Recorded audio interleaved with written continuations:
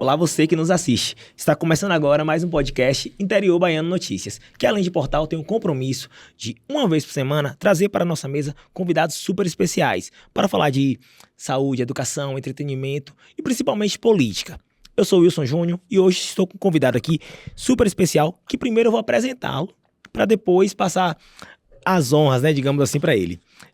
Estamos aqui com Luciano Sepúlveda, advogado, assessor e consultor jurídico municipal. Luciano é doutorando em Direito e tem diversas especializações em áreas do direito. Ele também é professor universitário, professor da UESB, inclusive, e já atuou como diretor do Conjunto Penal de Jequié, como secretário municipal de Controle e Transparência e também secretário de governo em Jequié, dentre outras coisas que ele vai contar aqui pra gente, porque eu fiz um breve resumo. Luciano, seja bem-vindo ao podcast Interior Baiano Notícias. Isso, obrigado pelo convite. É uma satisfação estar aqui com você, poder falar para seus seguidores, para esse público gigantesco que você tem, que tem tomado conta aí do sudoeste da Bahia, né?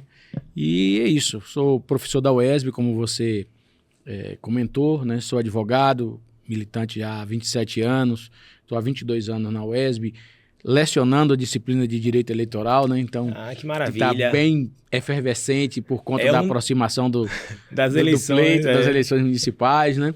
Enfim, sempre ligado aí à administração pública, por assim dizer, né?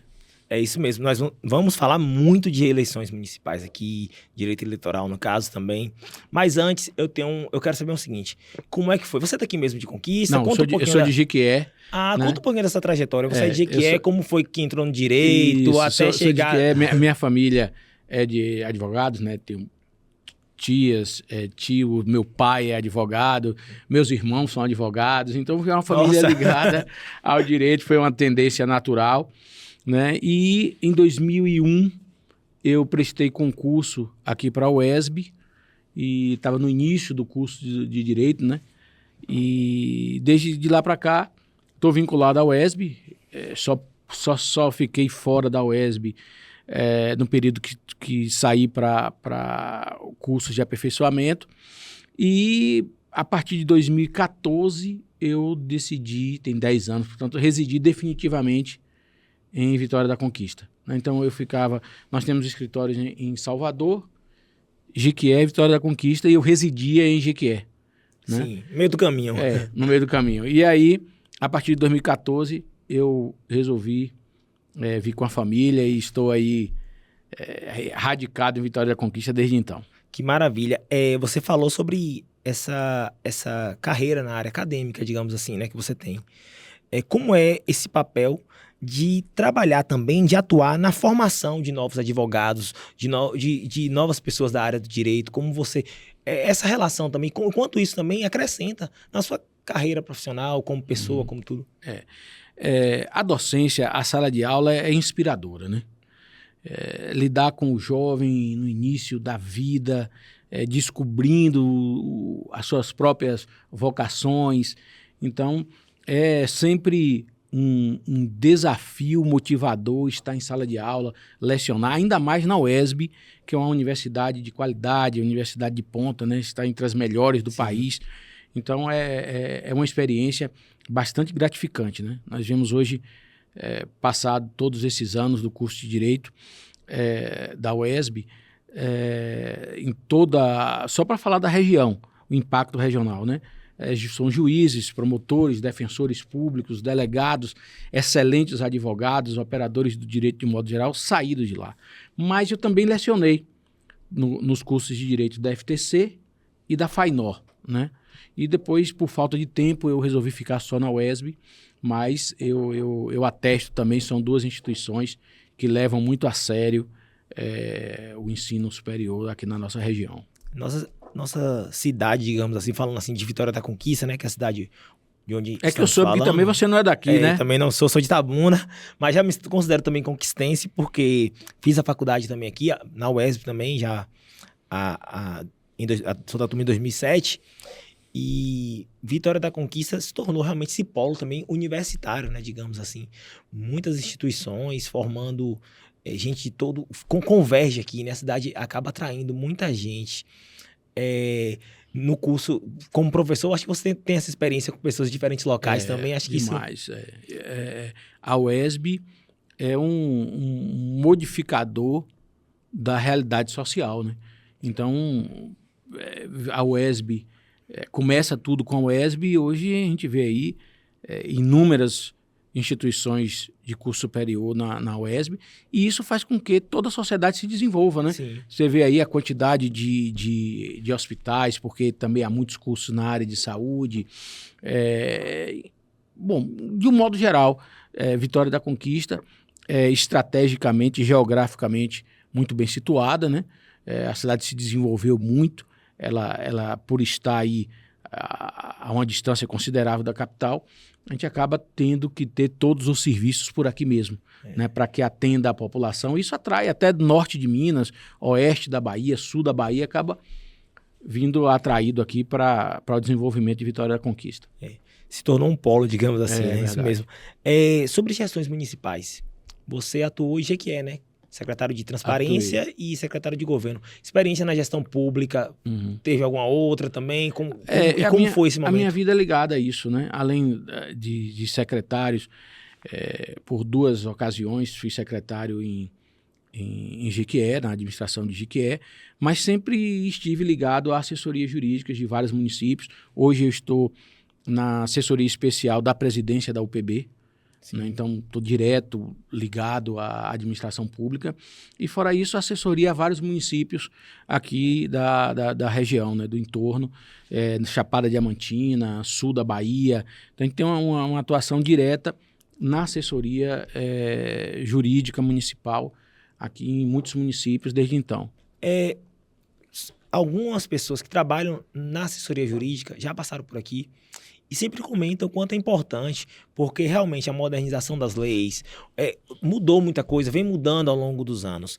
O quanto essa modernização, aí a gente vai falar de diversas leis, a lei de licitação mudou, lei de responsabilidade fiscal, tudo foi chegando assim na administração pública. O quanto isso foi importante para otimizar a administração pública e também para garantir mais transparência, para garantir mais eficácia, né, na gestão do erário público. O quanto foi importante essas novas leis?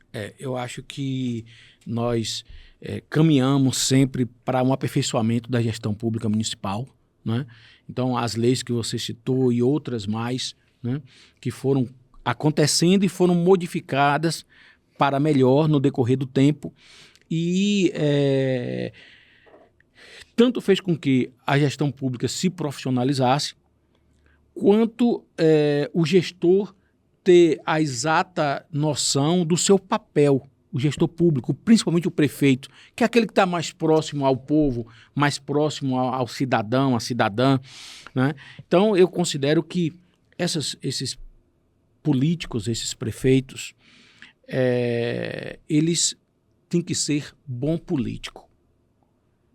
Tem que ter voto, espírito público e vontade de servir. E passa por isso montar uma boa equipe. Quantas vezes a gente não chega na cidade e vê um gestor que tem pouco conhecimento técnico, mas monta uma excelente equipe e transforma o seu município, né? Obviamente, se o gestor ele já tem uma formação, um conhecimento, isso vai se tornar um facilitador para ele, mas não é determinante. Existem muitos exemplos, né? Aliás, nós temos o presidente da República no 3º mandato, o presidente Lula, que não fez um curso superior. E até seus adversários reconhecem os avanços sociais que a gestão dele trouxe. Então, eu considero que o gestor público, o grande diferencial de um gestor público bem-sucedido para o mal-sucedido é a boa equipe que ele consegue montar.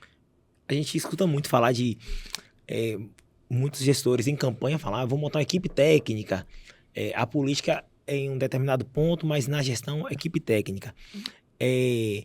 A própria consultoria, assessoria jurídica, nesse sentido, ela tem esse papel também de dar essa orientação, no sentido de olhar um pouco os processos, como eles estão ocorrendo e falar, olha, a gente precisa de um aparato técnico melhor no sentido de profissionais que entendam disso, do jurídico, da contabilidade, da comunicação e tudo. É exatamente isso que eu penso e é assim que eu aconselho os gestores do qual eu presto assessoria, né? Que ele tem que ter uma boa equipe, né? Existe dentro da administração funções políticas, né? De secretaria de instituições, de relações institucionais, né? Secretaria de governo, Casa Civil, tem várias pastas que são políticas, mas outras, saúde, educação, desenvolvimento social. Com certeza eu acho que o sucesso advém de ter pessoas qualificadas nesses postos. Eu defendo isso. Um gestor hoje, para ele ter o sucesso, você já falou muito disso também, mas para a gente fechar até nesse ponto, para ele ter sucesso na administração, ele tem que ser um gestor que saiba ouvir e que saiba delegar as funções, seria mais ou menos isso? Eu acredito nisso. Wilson, eu penso, até um pensamento que eu reproduzo, que dizem que é associado a Ulisses Guimarães, né? Não sei se procede, mas ele falava que fora da política não tem solução. E eu acho que é assim. Tentaram por muito tempo, principalmente durante a Lava Jato, demonizar, criminalizar a política, né? Então, eu considero que as melhores decisões são decisões políticas. Nós temos universidade nas cidades por conta de gestão política, nós temos postos de saúde, enfim, tudo que acontece com o recurso público advém de uma política pública, tomado decisões políticas, né? Obviamente que as decisões técnicas estão aí para proteger o patrimônio público, mas as decisões finais eu acho que sempre tem que ser política. O político tem que ter esse espírito de trazer o melhor para a sua população, né? Nós temos exemplos aqui na região de uma gestão extremamente exitosa, que é a do prefeito Quinho em Belo Campo, né? Que é reconhecido em todo o estado e até fora do estado da Bahia. Pega uma cidade de menos de 20 mil habitantes, está toda ela pavimentada, só para dar um exemplo, né? Com autossustentabilidade de energia elétrica. São decisões políticas, né? Ele tem uma boa equipe, montou a equipe, né? E ele vai em busca dos recursos públicos, dos convênios, né? Das emendas ao orçamento para desenvolver seu município, atuando politicamente. A gestão, o prefeito Quinho de Belo Campo, que já esteve aqui no podcast Interior Baiano, joia. inclusive, nós já fizemos uma entrevista com ele. A gente falando ainda desse perfil dos novos gestores, um outro advento, digamos assim, que tem impactado na gestão municipal e no perfil dos gestores, são as novas tecnologias, sobretudo as redes sociais, que elas funcionam com diversos meios, digamos assim, como um canal de comunicação entre o gestor e a população, mas também, digamos assim, como um canal de comunicação da população com ela mesma para criticar, para questionar, para criticar, questionar, como sei lá, um ambiente também onde ela vai ali cobrar. O quanto isso influencia nas decisões de um gestor moderno, porque querendo ou não, ninguém gosta de estar escutando crítica diariamente nas redes sociais. E eu vejo muita gente que se pauta por isso. Mas tem um limite também que a pessoa também tem que ter nesse sentido. Fala um pouquinho sobre isso. Eu tenho, assim, é até arriscado falar, mas eu tenho um espírito liberal nesse aspecto. Eu acho que as pessoas têm que se expressar como manda a Constituição, como contempla a nossa Constituição, né? Que só veda o anonimato. Então, fora o anonimato, você tem que se expressar desde que você não fira o direito dos outros. Minha geração é uma geração que não nasceu na era digital, então, para nós sempre é uma novidade, diferente das gerações mais novas, né, que nasceu já existindo redes sociais, mas ainda assim eu considero como uma ferramenta determinante, né? Nós vimos as últimas eleições, uma preocupação muito grande dos tribunais, dos órgãos do Ministério Público, com o mau uso da internet, o mau uso das redes sociais. Então, eu acho que o grande perigo é isso, a disseminação de fake news e de desinformação. Então, coibindo isso, eu acho que todo o restante tem que se expressar. As pessoas têm que conhecer o que o gestor público fala. E o melhor canal, eu acho que é as redes sociais. Aproxima, né? É mais imediato, digamos assim, também, né? Desculpa, tem os lados cruéis, né? Como fenômenos que a gente vê aí de cancelamento e outros que muitas vezes é injusto, é determinado também por interesses. Muitas vezes não revelados, mas por interesses, né? Alguém fala alguma coisinha, até famoso, fala uma coisinha fora do que é considerado politicamente correto, ele já perde aí milhares de seguidores. A gente viu recentemente a Anitta, né, quando declarou ser de uma religião afro, que é tão religião quanto qualquer outra, livre para ser escolhido por qualquer um, né? E parece que perdeu 200 mil seguidores. E curioso, né? porque até esse caso da Anitta repercutiu aqui em uma outra edição de podcast, nos bastidores, né, conversando, que não era um segredo, né? Assim, ela nunca negou isso. Mas aí só foi a manifestação ir para um post que aí gera isso, tem toda essa as novas tecnologias também põem isso, né, na gente. E eram fãs, né? Eram tanto que seguiam ela e de repente por uma declaração dela deixam de seguir. Então, os gestores também estão tendo muito cuidado com isso, né? Porque tem que ter muito cuidado. Vou fazer uma pausa rapidinha para falar para você aqui, ó, sobre o interiobaiano.com.br. É o nosso portal que está sempre atualizado com os bastidores da política, com muito assunto aí sobre a cidade. A gente falou aqui de Belo Campo. O interior baiano está sempre acompanhando a política de Belo Campo, de outras cidades também do sudoeste, do interior baiano como um todo, e aqui de Vitória da Conquista também. Então acompanhe lá e fica ligado nas nossas redes sociais. E para você que está acompanhando no YouTube, eu vou falar 3 coisinhas aqui, ó. Inscreva-se no canal, curta essa entrevista e compartilha.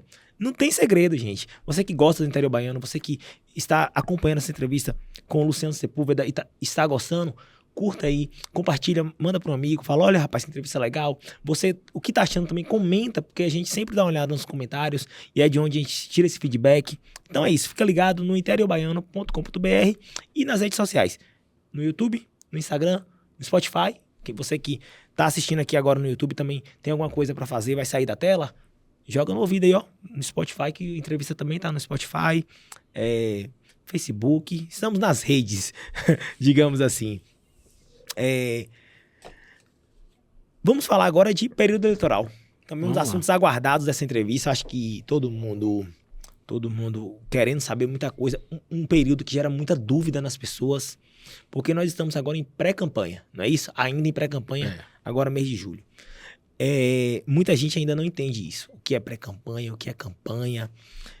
Tem gente que já acha que está em campanha. Olha ali, aquilo ali para mim é campanha. Tem essa... Afinal... o que nós vemos hoje nas redes sociais dos pré-candidatos, né? O que nós vemos hoje com quem se lançou, né? Digamos assim, quem botou o nome já. É realmente pré-campanha? Uhum. O que difere isso? Porque tem muita gente que confunde realmente. Olha só, até 2015 não existia pré-campanha, né? O período eleitoral no Brasil chegou a ter 120 dias, que era muito tempo, né? Foi diminuindo, chegou agora a 45 dias, se não me engano, né? E era um tempo curto para que um candidato desconhecido pudesse colocar seu nome, né? Haveria uma desvantagem ou uma vantagem em relação a quem já era político, quem já estava no mandato ou que já teria passado por outros pleitos eleitorais. Então o legislador resolveu criar esse período, né, que antecede a campanha propriamente dita, que começa logo no dia seguinte a data limite das convenções, que é 5 de agosto, né? E nesse período o pré-candidato, aquele que quer se lançar candidato, além dos requisitos de elegibilidade que ele tem que ter, né, principalmente estar afiliado a um partido político, ele pode expor seu projeto de campanha, pode participar de entrevistas, você pode convidar pré-candidatos, né, a participar de entrevistas. O eleitor, as pessoas podem também manifestar o seu interesse por aquele aquele projeto, daquele pré-candidato, ele pode fazer reuniões. O que está vedado, né, são comícios, showmícios, né, e principalmente o pedido de voto. É proibido pela legislação eleitoral que os pré-candidatos nesse período façam pedido de votos, seja ele explícito ou seja ele implícito. A jurisprudência dos tribunais tem coibido, inclusive, o que nós chamamos de palavras mágicas, né? Então, não é o candidato chegar e pedir o voto, mas ele usar de palavras que concluam que no final ele está pedindo o voto, né? Conto com você, preciso do seu apoio, né? Então, os tribunais, principalmente o TSE, têm orientado, né, pela vedação tanto do pedido explícito de votos quanto das chamadas palavras mágicas, né, que são colocações dos candidatos que possam fazer crer que ele está pedindo o voto. Por quê? Porque é um período para que se tenha a oportunidade de conhecer melhor o candidato. E, principalmente, a propaganda da pré-campanha é direcionada àqueles filiados aos partidos políticos, né? Para quê? Para que aquele pré-candidato possa ser escolhido nas convenções partidárias, né? Na teoria, seria um momento até de ter outros pré-candidatos até do mesmo partido. Claro, é possível. Existe casos, né? Existe casos. A ideia da pré-campanha também passa pelo fortalecimento dos partidos políticos, né? Há tempos atrás, as convenções eram um mero ato de referendo do que já estava decidido, formalizar, né? Apenas. Era um ato formal, né? E hoje não, é um ato político. É um ato político. Tanto é que o TSE exige que, logo após, 24 horas após a convenção, as atas das convenções já estejam publicadas, né? Para evitar aquela coisa da última hora, porque você tinha mais 15 dias antigamente, né, de você montar as atas, né? Quer dizer, aquela convenção era um faz de conta, vamos dizer assim, e hoje não. Então, a pré-campanha também passa pelo fortalecimento dos partidos políticos. Foi uma boa medida, então, fazer essa divisão? Acredito que sim. Na minha opinião, foi muito acertada. Eu acho que nós temos que aperfeiçoar mais isso. Nós vimos uma polêmica agora recente, enorme, com o atual senador Sérgio Moro, né, que foi acusado de abuso de poder econômico durante a pré-campanha dele. E tanto o Tribunal Regional Eleitoral do Paraná quanto o TSE decidiram que não havia, e a meu ver acertadamente, né, que não havia abuso de poder econômico, porque na pré-campanha não há uma delimitação de gastos de campanha, que existe durante a campanha, né? Então, eu acho que a gente precisa aperfeiçoar, que esse tipo de lacuna, de hiato na legislação, seja aos poucos minimizado ou até chegue a desaparecer, que a gente melhore a pré-campanha. Eu acho que a gente tem que caminhar para isso. Algumas questões, assim, por exemplo, a gente ainda não está vendo números, né, dos candidatos. Uhum. Então, eles ainda estão evitando, porque é o período de pré-campanha, confere? Outros aspectos, como jingles, a questão das cores, isso tudo impacta nessa... O legislador, ele olha e tem isso? Sim, está também regulamentado.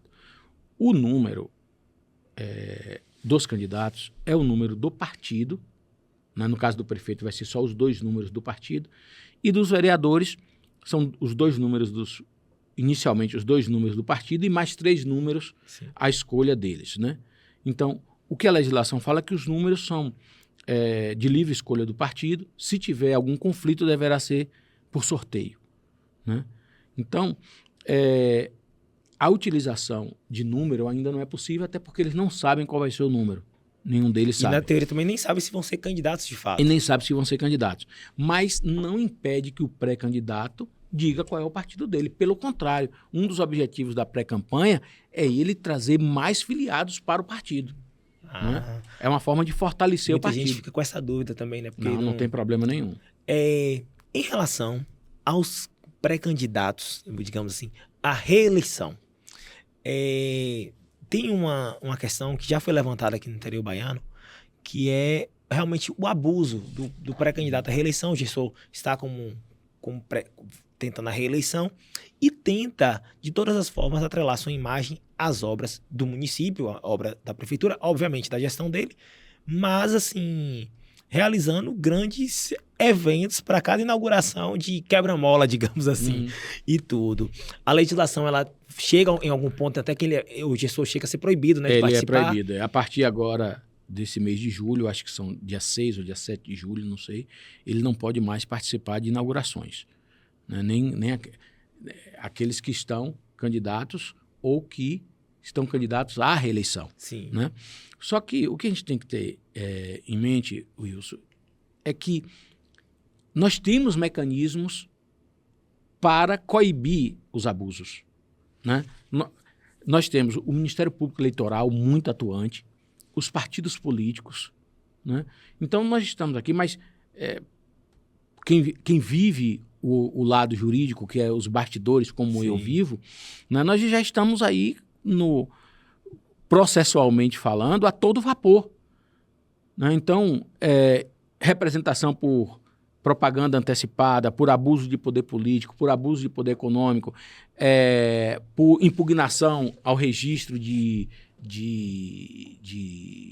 pesquisas eleitorais, né?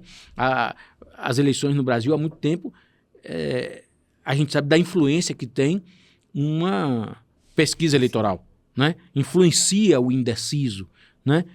Ou até mesmo aquele que já está decidido e acaba mudando o voto. Quantos casos a gente não viu? O atual governador da Bahia chegou com números pouco expressivos. Acho que 9% nas primeiras. E o adversário, lá em cima nas pesquisas, talvez isso fez com que ele acomodasse, enquanto o outro que estava em baixa foi trabalhar e virou o jogo, né?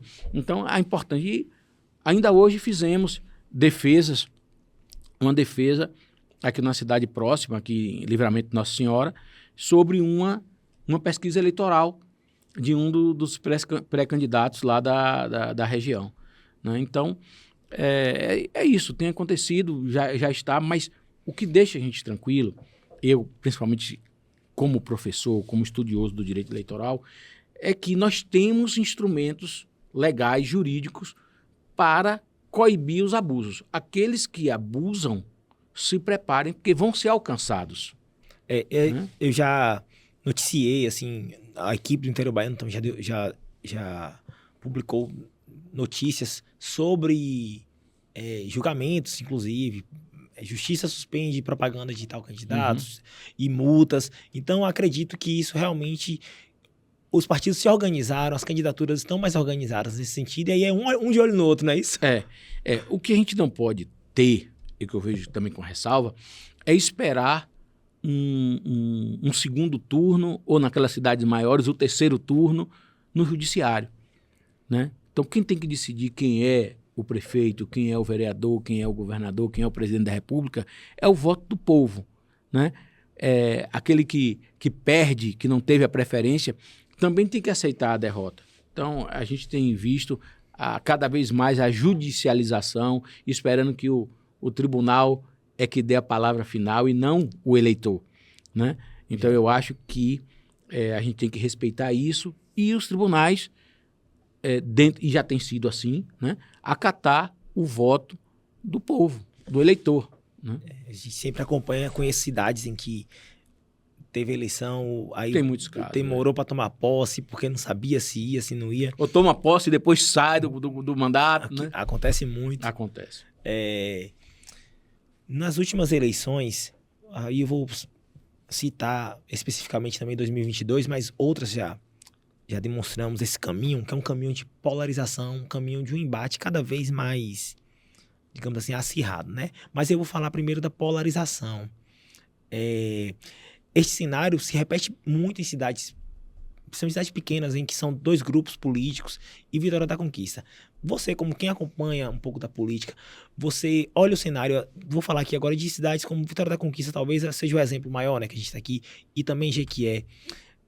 você imagina que a tendência é essa? Na maioria das cidades tem uma polarização? O que as terceiras vias estão, digamos assim, com receio de colocar a cara? A gente vê esse fenômeno da polarização. Eu vejo isso como forma negativa. Sempre houve nas cidades pequenas 2 grupos políticos, 3 grupos políticos, mas sem muita identidade ideológica, né?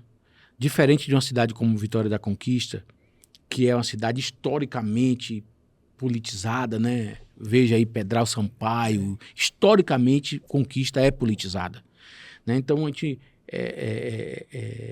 então Conquista tem muito bem definido esses grupos que vêm há muitos anos disputando o poder aqui e alternando o poder aqui. Mas nas cidades pequenas isso não era muito evidenciado, né, ideologicamente. Tinha os grupos, mas por questão de apoiar A ou B. E, sei lá, dos últimos 8 anos para cá, houve uma polarização muito grande entre esquerda e direita, né? E chegando a extremos. E eu não considero que essa polarização seja boa. A gente vê a perspectiva aí das 2 últimas ou 3 últimas eleições, sempre 2 grupos, né, disputando, falando em termos de presidência da República. Agora parece que na próxima eleição, apesar de estar distante, já se discute isso, né, sempre pensando em 2 grupos e 2 correntes disputando aí a preferência do eleitorado. Eu achava que principalmente os jovens deveriam ter mais oportunidades, né? Mas também não é uma coisa que está aí à disposição do nosso desejo, né? É o encaminhamento da própria política, das próprias arrumações que fazem. Chama a atenção que em 2014, a candidatura da Marina Silva foi uma terceira via com potencial de ir ao segundo turno, com mais de 21 milhões de votos. E de lá para cá não se repetiu, quase ninguém chegou a 8 milhões, a Simone agora com um pouco mais de 5 milhões de votos, né, se não me engano, a nível Brasil. E aí parece que essa estrutura vem, né, caminhando para os municípios. E aí essa estrutura de polarização caminha para os municípios, gerando outro tema preocupante, que é o tom das campanhas. A gente percebe um tom mais agressivo, um tom mais acusatório. Até aí a gente falou das fake news, mas a gente fala também dos termos, da forma como são colocadas. Muitas vezes não pelos candidatos, que fica aqui claro para quem assiste aqui o Interior Baiano, que a gente não está falando sobre as candidaturas, mas sobre até os apoiadores também. Muitas vezes com os apoiadores, né, a militância, digamos assim. O quanto esse tom, né, digamos assim, que às vezes baixa o nível, eu vou usar esse termo, né, perdão da palavra, o quanto isso prejudica o debate, o quanto isso faz com que a gente tire o foco das ideias e passe para umas outras áreas, o quanto isso é ruim para quem atua na política e para a população também. Isso tem sido uma discussão atual, né? De ver aí, inclusive, políticos de renome nacional entrando nessa polarização da intolerância, né, com a opinião divergente, né, com a intransigência, com quem pensa de outra forma. Então, eu considero isso muito ruim e, como você mesmo falou, e o pior é que isso está chegando nas cidades, né, chegando nos grupos de WhatsApp, os grupos de rede social, né, nas famílias, né. Isso eu não considero bom. Eu acho que é um problema muito difícil para ser enfrentado, né, e que de pouca solução a curto prazo, eu penso. Os candidatos, às vezes, até tentam segurar a corda da militância. Não, às vezes eles são até amigos.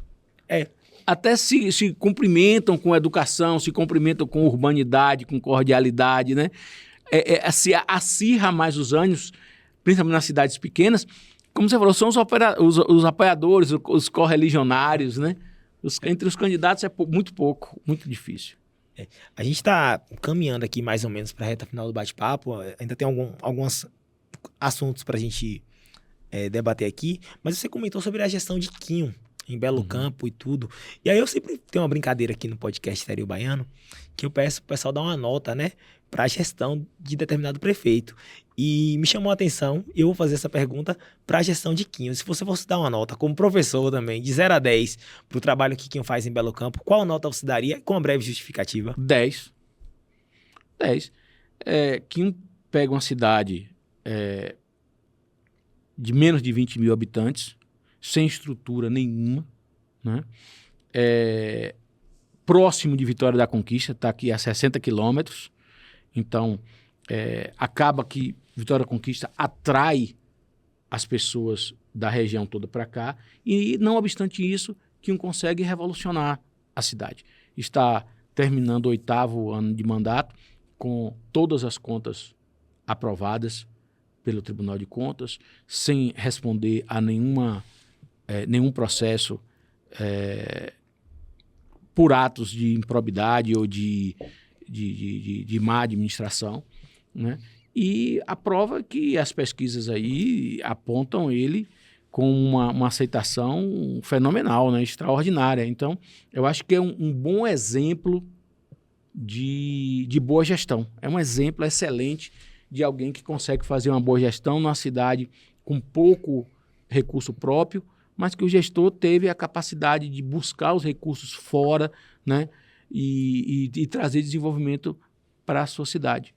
Eu acho que você pegou um exemplo bom de que a solução está na política. Maravilha.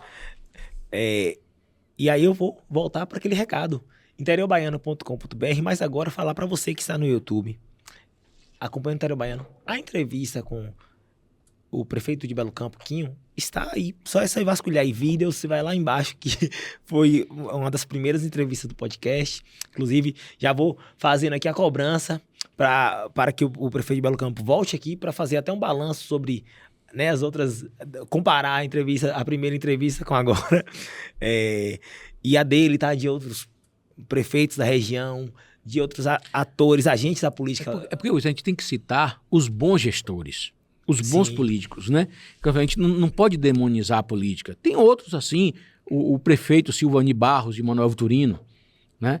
Também uma gestão exitosa, né? Também com todas as suas contas aprovadas pelo Tribunal de Contas, né? O doutor Cristiano Azevedo em Rio de Contas. Então, são exemplos de bons políticos, de bons gestores, né, que conseguem cumprir, entregar o que prometeram, né? Então, isso eu acho que a gente tem que olhar sempre para os bons exemplos. Que sai com certa aprovação, né? Que você olha isso. Assim, nas pesquisas, indica aprovações e aí não tem como discutir com os números, né? Não tem como discutir com os números. A gente tem um quadro aqui, que ele é uma brincadeira que nós fizemos. O bate-papo, ele é todo folgado. Aí tem uma hora que a gente aperta, que é o nosso bate-bola. Eu tenho alguns nomes da política local, daqui da região, alguns até já citados aqui.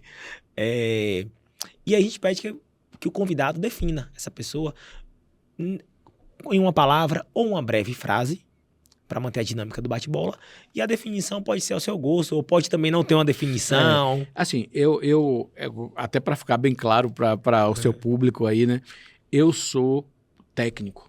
Eu convivo com políticos. Eu trabalho para políticos, mas eu sou técnico, né? Eu